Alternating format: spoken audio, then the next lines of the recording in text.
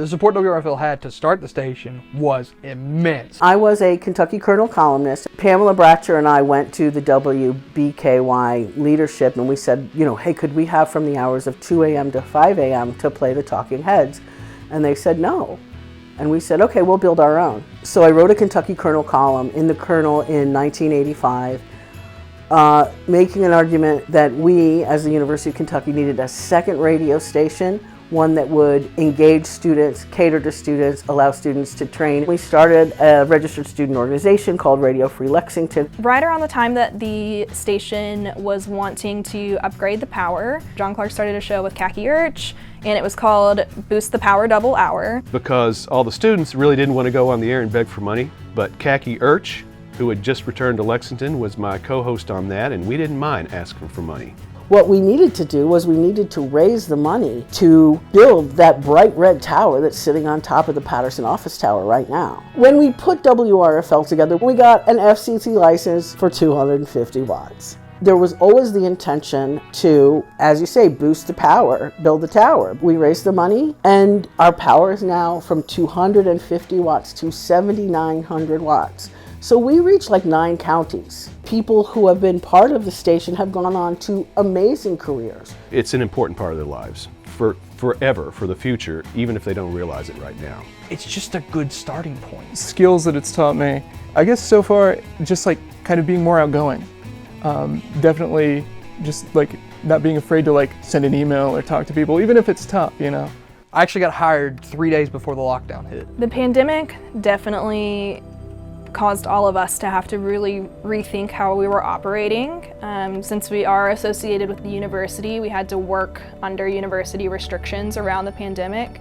As a station that's always been committed to having a person in the booth 24/7, we had to pretty quickly pivot and learn how to set up a whole structure. Of course, because procedures are gone. They threw those out the window with COVID. We have no idea what we're doing. For me, going home and doing the show, doing a pre-recorded show, was kind of already in my wheelhouse because I had done audio editing. So in some ways, I felt like I could do a better show if I recorded myself and I screwed up, I could redo it. And at first I didn't really think I had any microphonic abilities or anything. My early packages I made remotely for WRFL were pure music.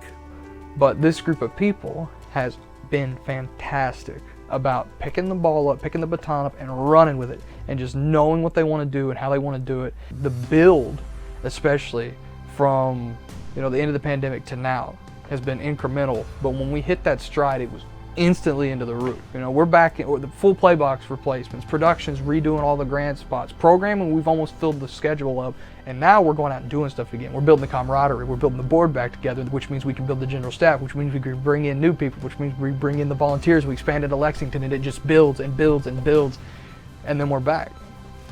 Not that we went anywhere. The last bastion for all of us freaks, and fortunately there's still enough that I don't think it's ever going away.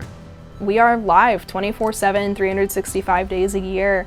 There's always a human in that booth. I feel like there is something special about being able to turn on your radio at 3 a.m. and call in and somebody will be there and, talk to them about, hamburgers or French fries or something goofy like that, The station here, the type of music that I hear, I think that gets people drawn in a little bit more they want to really listen to the music itself and not just have it be background. The key is to make a radio station that is about music discovery, about music pairing, about music information. It's like other people curating it rather than some stupid algorithm. I think it's a lot more meaningful and can open up a whole lot new avenues for exploration. WRFL is unique enough to stand out. Stand out or stand down. And we ain't standing down. We're upright and invincible as far as I'm concerned. WRFL's weird the way that home always is. When you walk in and it's like, I left that pillow there 3 weeks ago and it's still there. It never changes. It's always different, but it never changes. And it's weird the way home always is. And I love it for that. And if people come in, they'll love it too.